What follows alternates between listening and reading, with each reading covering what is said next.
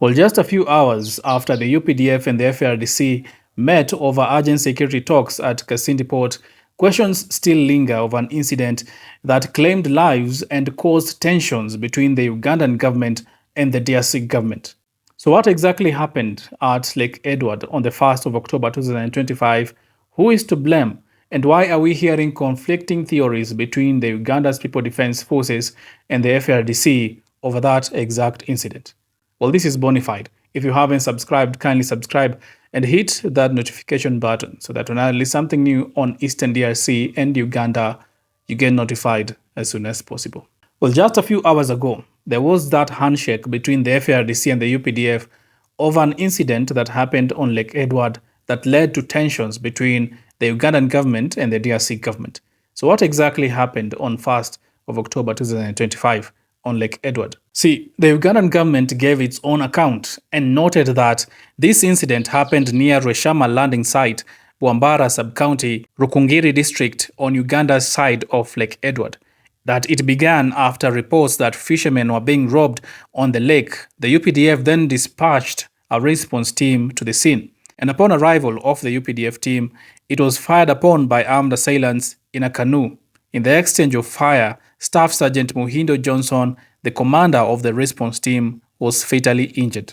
The UPDF then returned fire and attackers abandoned their canoes to drown in the lake. The UPDF then went forward to say that they recovered 2 light machine guns, 5 submachine guns, a 25 horsepower boat engine, and a canoe that was used in the attack. The report by the UPDF went on to say that there were no arrests and that the UPDF launched investigations to know the assailants and the motive. Now, that is the account that was given by the UPDF concerning that incident that happened on the 1st of October 2025 on Lake Edward.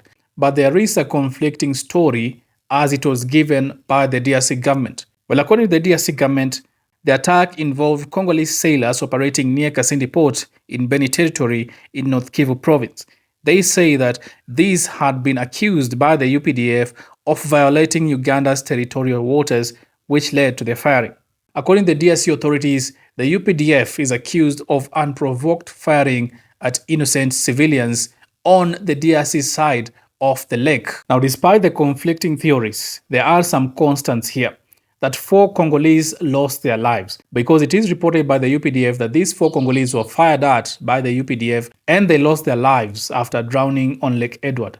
Now, the Congolese government say that these people were not firing against the UPDF, that the UPDF fired against innocent civilians that were, in fact, in Congolese waters. Now, this caused territorial and maritime tensions because both of these countries claim that the assailants or the people who were shot at were on either side of the borders. Now, these differences in territories caused tensions between the Uganda's People Defense Forces and the FARDC. Mind you, the UPDF and the FARDC are still conducting operations against different militias in Eastern DRC. The UPDF was called by the FARDC in Eastern DRC to assist in fighting against the ADF. Now, with this collaboration, there are some UPDF officers on the DRC side assisting the FARDC to fight these militias. Now, these tensions between both of these parties on Lake Edward was causing a strain between the relations of these forces as they were fighting the militias even on other parts of Eastern DRC. And mind you,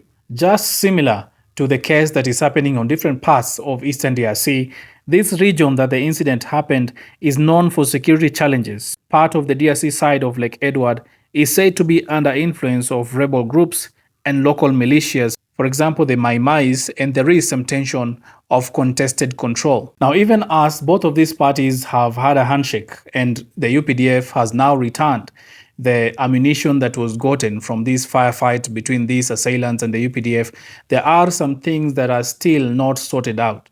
The DRC government still believes that the UPDF fired against its own citizens in its own waters, while the UPDF holds a different account. In fact, the resolution that they came up with is that they will have joint patrols on Lake Edward by the UPDF and the FARDC. there will be regular coordination of meetings for both security and fisheries agencies, that there will be community sensitization among fishing communities along the shores of Lake Edward, among other raft of measures that both of these parties came up with. But the constant is that the number of casualties is still something that both of these parties are in contention.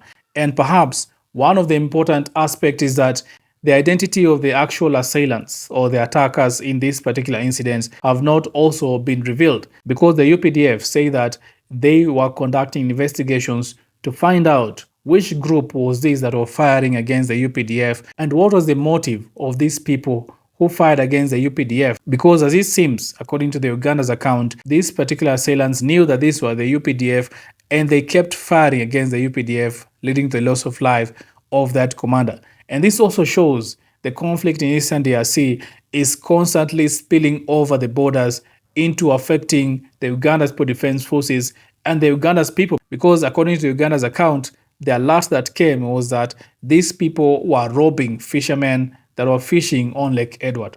I will continue to keep you informed of the latest of what will happen between the Uganda's Defense Forces and the FARDC now that the tensions have slightly calmed between both of these parties after that handshake and the return of ammunition by the Uganda's Defense Forces to the FARDC and the signing of the agreement between these two parties over the exercise of maritime and territorial disputes between Uganda and the DRC government. Keep it bona fide.